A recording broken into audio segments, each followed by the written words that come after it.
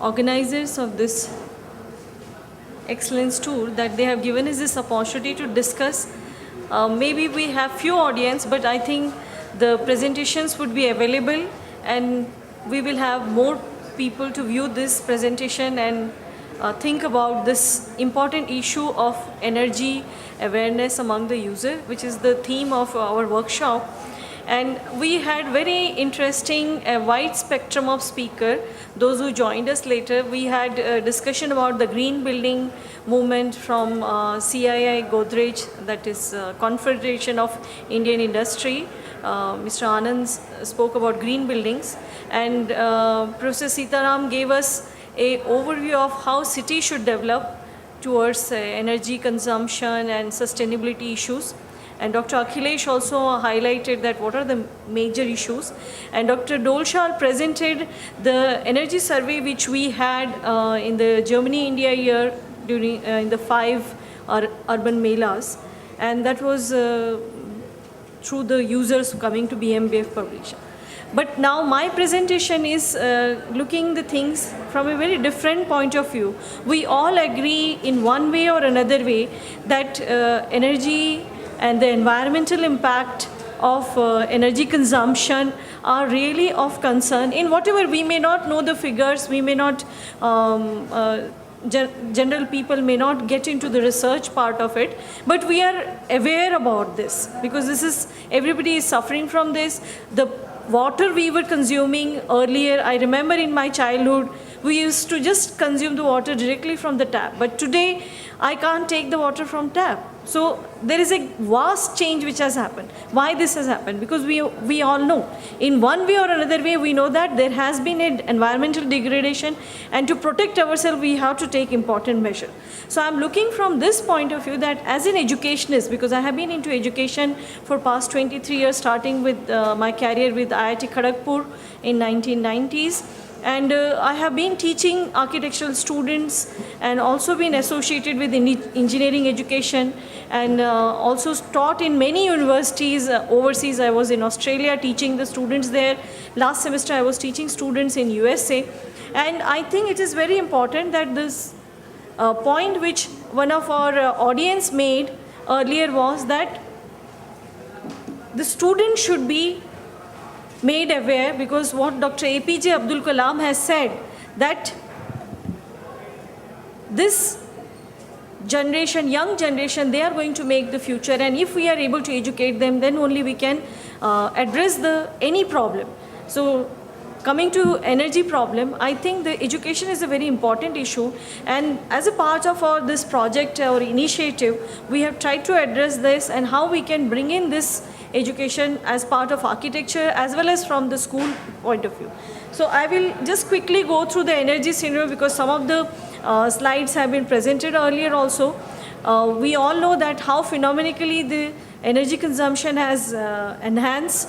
In last 35 years it has doubled up, and the major consumer in future, the projection which was there in earlier presentation, this slide, that Asia will be one of the biggest consumer, and we will, you can see the other countries, they are stabilizing at one or other level, but Asia is going to be the biggest energy consumer. And if we look at Asia's primary energy consumption, if we look at the breakup of the energy consumption, then you can see that from industry, it is getting into more into the residential and commercial sector. If we look at 1980 scenario, that time the consumption was more in the industry, but it is going to be more in the residential and commercial buildings in future, and also in the transportation. So this sends an alarming signal for us, those who are into built environment profession, that how we will address this. As everybody has been saying, 40% of the energy consumption happens from the building, and 21% of the CO2 emission happens from the building. So this was studied from India's growth in the next 2 decades by Global McKinsey Institute, and these are some of the projections that how India will be consuming energy in future.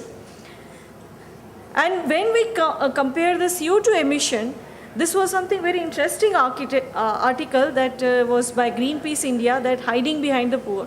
Per capita consumption or emission of CO2 in India is much less, but it is because that the population is below the average income group, and that's why we are finding that CO2 emission is less.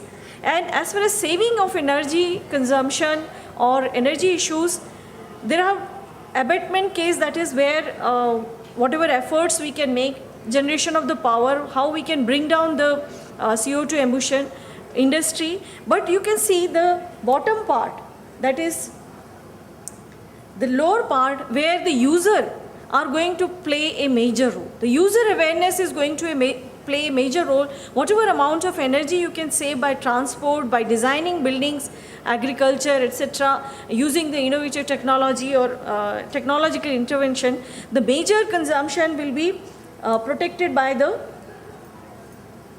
urban planning, what Professor Sitaram has said, and behavioral changes. This is going to be a major contributor, and the question mark is that we don't know how much, but it's going to be a major component in saving of the energy. This was looking at the analysis by Global Magazine Institute, that the reference case, that opportunity we have for India, and in abatement case, one of the important issue was sustainable habitat. Because if we look at the Bureau of Energy Efficiency figures, that residential buildings, they are consuming energy for ventilation, for using fan, 34%, lighting consumes 28%, and you can see in commercial building it is 60%. So this is the energy consumption pattern in residential and commercial buildings. And this was also that what are the measures which can be introduced for saving the energy. That is, the top 5, out of top 5, the 4 are related to building. Only the 5th one is related with the commercial vehicle. So 4 measures which can reduce energy consumption and greenhouse gas emissions are related to building. So we can imagine that how important design of building is. And looking at environmental point of view, because all these initiatives have been twofold objective. One was to reduce energy, another was to protect the environment. And this is a trajectory which has been synthesizing that what is going to be our present status and what should be we looking for in the future.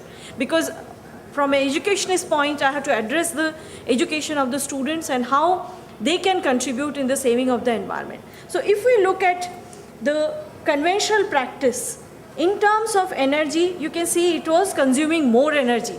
And this pattern has happened after the Industrial Revolution in last 1.5 century, that we have phenomenally increased our energy consumption, and this has also resulted in the environmental degradation. Then the initiative after the awareness and after LEED rating, World Green Building Council formed, we are having high performance building, and Mr. Anand from CII, he talked about that what are the initiatives on green building, the LEED rated building or another rating buildings. So these are saving on the energy consumption, but at the same time it is also having some degenerating effect on the environment, because it's not zero energy so far. The initiative which is now presently at priority and which is showing a prevalent trend is sustainability. That's example which we quoted is Bayer Material Science building in Greater Noida, where they have made a building which is zero energy. So those buildings, they are consuming zero energy and they are neutral as far as environmental degradation are concerned. But this does not solve our problem, because the amount of damage we have done to the environment in this 1.5 century after the Industrial Revolution cannot be just addressed by designing sustainable or zero energy or carbon neutral buildings. We have to look for further which are restorative designs, which give back to the environment and which also regenerate to the environment. So this is going to be our future concern, This is fine. We are trying to neutralize, we are not doing any further damage. As far as sustainability is concerned and energy consumption is concerned, we are not consuming from the fossil fuel, but this will not resolve the problem. We have to regenerate, we have to restore the damage we have done to the environment. So these are going to be our future imperatives, as I have mentioned with the diagram, that first limiting the damage was our initial initiative, coming to the neutral and restorative, and the future is for regenerative design. Now to get into this regenerative design, it's not going to be sufficient to just learn the new technologies and all. It's going to be a completely holistic approach, looking from every point of view. It's not just introducing photovoltaic cell in your house, or just looking at walking to the place, but it has to have an integrated approach wherever you are designing it. That's why it says it is place-based design, that you have to address the social, cultural, economic, place-related issues and design holistically. Then only you can have a regenerative design. So this thing is that how are we going to address, what are the policy framework here? So as far as India is concerned, we have so far this initiative at the institutional framework. We can say that first, Bureau of Indian Standards, they established certain norms, and National Building Code came up in 2005, where it was addressing some of the sustainability issue. But the National Building Code has been updated, and it has a specific mandate for sustainability and energy consumption, and that is still a draft, and I think it will be available. In 2011, it was modified.